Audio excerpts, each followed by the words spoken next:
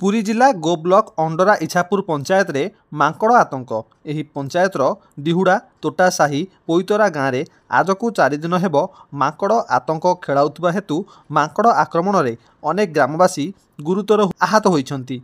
लोकंकु गोड़ाई गोड़ाई आक्रमण करुथबा एही मांकड़ को धरिबाकु जिबा बेले अनेक ग्रामवासी गुरुतर भावे आक्रमणर शिकार होइतिबा सूचना मिलिछि। मांकड़ आक्रमण भୟରେ गाँव में एबे कबाट बंद करी लोके घरे रहुथुबा बेले ग्रामर पुरुष माने हाथ में ठेंगा बाड़ी धरी गाँ दांडरे जगा रखा करुछंती। मांकड़ भୟରେ गाँव में भयर वातावरण खेली जाइथिबा बेले मांकड़ धरिबाकु उद्यम करुथिबा 3 जण बनखंड कर्मचारी मध्य आक्रमणर शिकार होई गुरुतर होई जाइछंती।